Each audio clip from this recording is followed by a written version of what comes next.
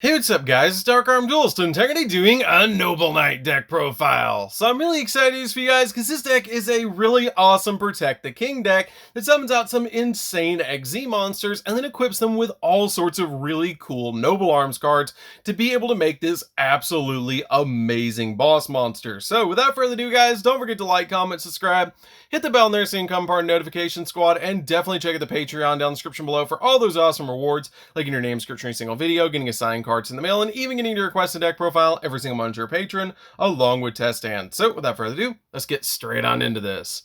So first off, we're going to be playing 3 copies of Noble Knight Custonin. Custonin is a great 3 on the deck because it can actually special summon itself to your side of the field if you control a Noble Arms equip spell, which is a good effect to get you an additional level 4 on your side of the field.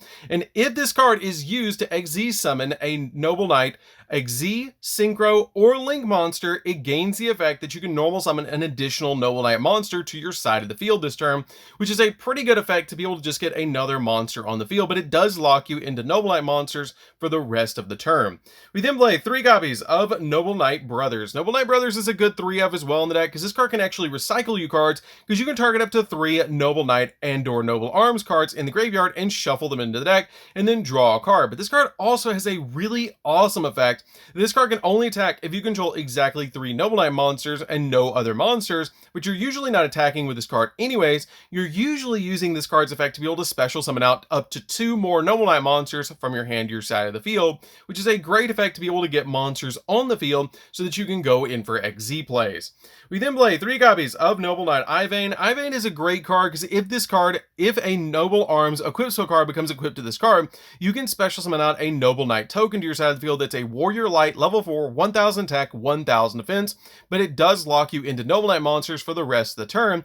But this card has a really good effect that boosts up your other Noble Knight monsters that when this card is equipped with a Noble Arms equip spell, all other Noble Knight monsters you control gain 500 attack points, which doesn't seem like a lot, but when you have multiple Noble Knight monsters on your side of the field, it can be a big boost.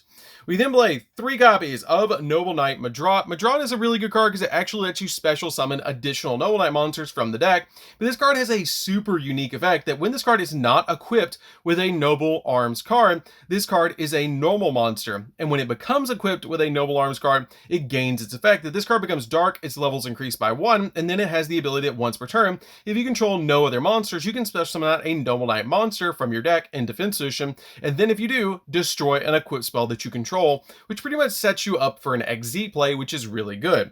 We then play a single copy of Noble Knight Boars. Boars is a good 1 of in the deck that basically shares the exact same effect as your copy of Madrat, that if it's not equipped with a Noble Arms equip spell, then this card is treated as a normal monster, but when it does become equipped with a Noble Arms equip spell, it gains the effect that this card becomes dark and a level 1, just like your copy of Madrat, and then during your main phase, you can reveal 3 Noble Arms cards from your deck and have your opponent randomly pick one of them and add it to your hand and send the rest to the graveyard, which is a pretty good effect to be able to get some equipped spells from your deck to your hand.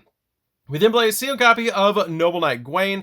Gwaine I've cut down to 1 in this deck because I found that I can search it super easy. It's a great card to play at multiple in the deck, but I really like a single copy of this card in this build because it has the ability if you control a light normal monster, you can special summon this card in your hand and face up defense position, and the only way you're going to summon this card out to your side of the field is by having either Madrat or your copy of Boars, which I can already get to this card super easy in the deck, which is why I bumped it down to 1. We then play a single copy of Noble Knight Dristan. Dristan is a good 1 of that if it becomes equipped with a Noble Arms equip spell, then you can target a face-up card on the field and destroy that target, which is a pretty good effect to be able to pop a card on the field by just giving this card an equip spell. We then play a single copy of Noble Knight Bedweir. Bedweir is a good 1 of that actually lets you shift your different Noble Arms cards to other Noble Knight monsters, which is kind of neat. That when this card is normal or special summon, you can send 1 Noble Arms equip spell card from your deck to the graveyard, which helps you stack the grave with all sorts of different equip spells to help you equip to your kings later. And during either player's turn, you can target a Noble Arms equip spell and an appropriate monster on the field and equip that spell to the appropriate monster, letting you shift your swords to other monsters. We then play a single copy of Guinevere. Guinevere is a good 1 of in the deck that basically is an equip spell spell that she has the ability you can target a Noble Knight monster that you control and equip this card from your hand or graveyard to the target, and you can only use effect this card once per turn. And the equipped monster gains 300 attack, and depending on its attribute, it gains an additional effect. That if it's a light monster that's equipped with this card, if it would be destroyed by a card effect, you can destroy this card instead. But if it's a dark monster, if the equipped monster battles an opponent's monster at the start of the damage step, you can destroy that monster and then destroy this card, which is a pretty good effect to give you a pop and a protection on this card.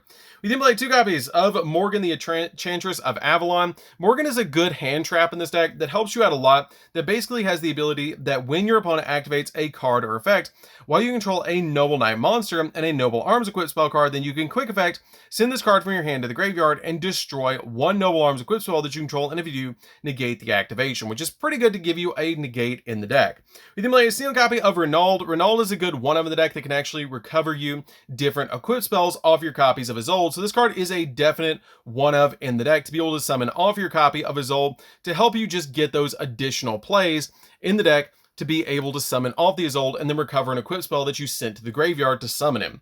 We then play a single copy of Immortal Phoenix Gearfried. Immortal Phoenix Gearfried is a great one of in the deck as well to search off your copy of Isolde to get a really good follow-up play, because this card is a walking negate and pretty much a relinquished, which is really good. And it's super easy to summon because you can banish an equipped spell from your field or graveyard to special summon this card from your hand. And at the start of the damage step, if this card attacks, then you can equip 1 face-up monster on the field to this card, maximum 1, as an equipped spell, and that gives this card 500 attack points. And when a monster effect is activated, quick effect, you can send a face-up equipped spell card that you control to the graveyard and negate the activation, and if you do, destroy that card, which is a great effect.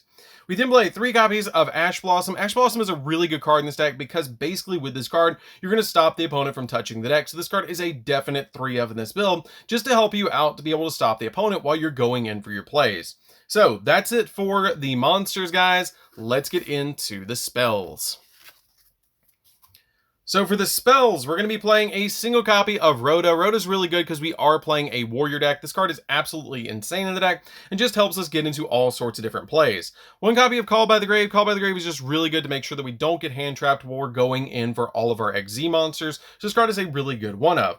1 copy of Double or Nothing. Double or Nothing is an insanely powerful card that has the ability that basically when you make your copy of Double or Nothing or Utopia Double, you're going to search Double or Nothing from your deck to your hand, then make a copy of Utopia on top of the Utopia Double that you just made on your field, and the Utopia comes out at 5,000 attack points. You can then attack into an opponent's monster, negate the attack with Utopia's own effect, and then drop Double or Nothing and attack again for 10,000 attack points to help you go in for game. Because if you attack into a monster that has 2,000 or less attack points, that's an attack position, and your opponent has 8,000 life points, then you win the game, which is really cool.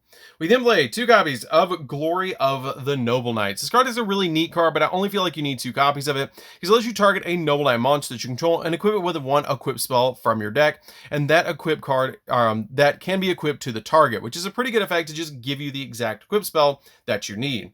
We then play 3 copies of Heritage of the Chalice. Heritage of the Chalice is basically the Rhoda for this deck, as the ability to let you add a Noble Knight monster or a Noble Arms card from your deck or graveyard to your hand. And if your Noble Knight monster equipped with a Noble Arms equipped spell is destroyed by battle or sent to the graveyard, while this card's in the grave, you can add this card back to your hand. And you can only use 1 of this card's effect per turn and only once that turn. This card is an insanely powerful equip spell, or equip spell searcher, excuse me, that can actually search out your monsters as well. For the equip spells, we're going to be playing a single copy of Noble Arms Clarent. Clarent is a neat card in the deck, but you only need a single copy of this card because you can equip it to any warrior monster and that you control, and you can only control 1 copy of this card. And then once per turn, you can pay 500 life points, and the equipped monster can attack directly this turn, which is a really good effect.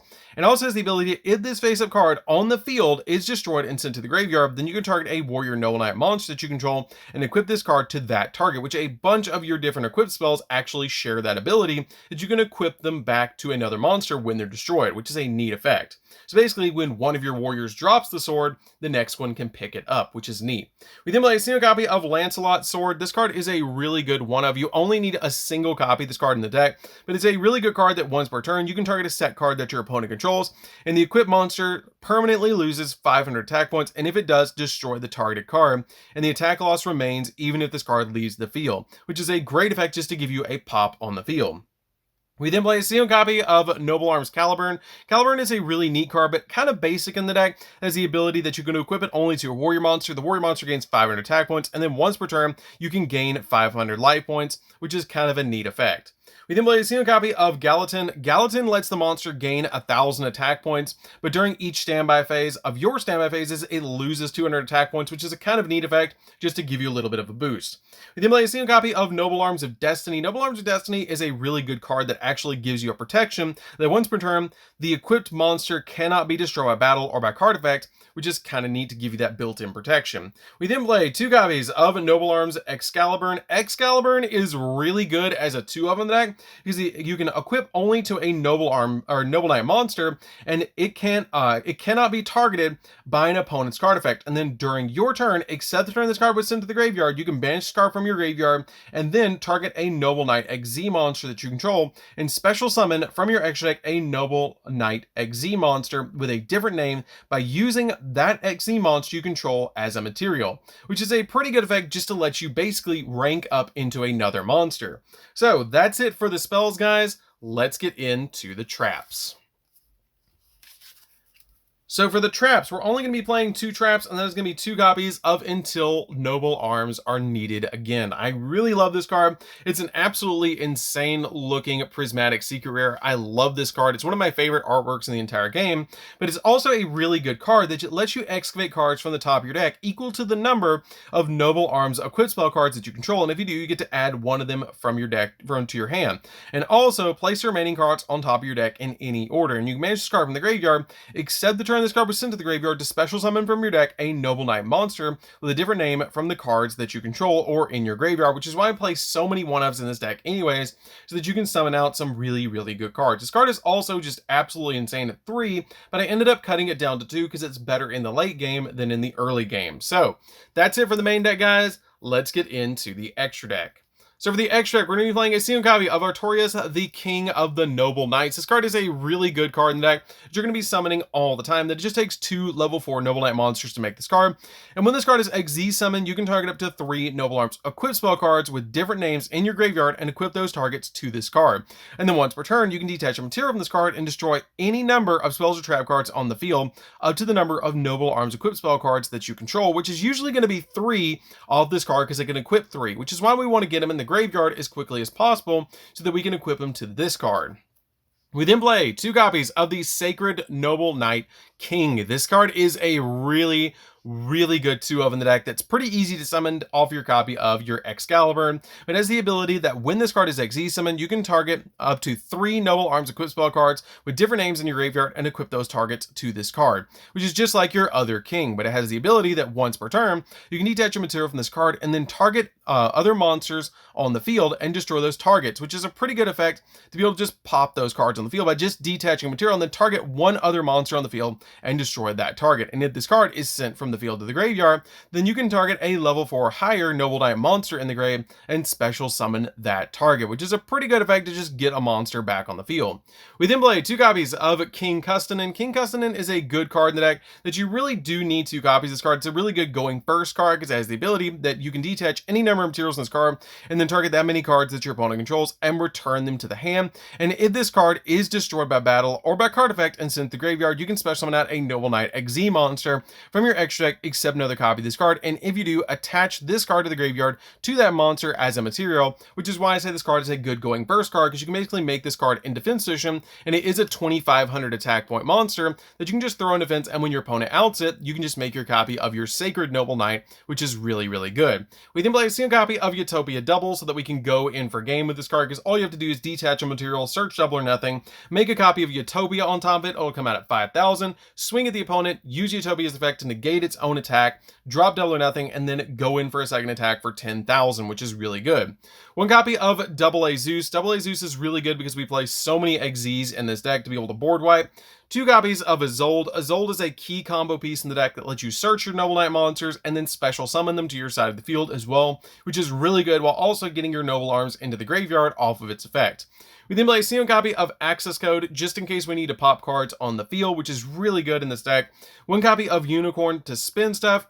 Phoenix to pop spells and traps, and finally an IP Masquerade, because the IP Masquerade comes in very handy to help you go into your copy of Unicorn during the opponent's turn. You can drop these 4 if you want to play more XZ monsters, but that's totally up to you guys. So that's it for the deck, guys. I hope you did enjoy it. It's a super fun deck to be able to play. If you guys have never played Noble Knights before, you definitely should give the deck a try, because it's just really, really good. I really like the deck. It's not crazy expensive anymore, and it's just a really fun deck to play. So anyways, guys, this is DarkArmedDuelist. Don't forget to like, comment, subscribe, hit the bell in there, soon come part of notification squad, and we'll see you guys in the next video. See you later, guys.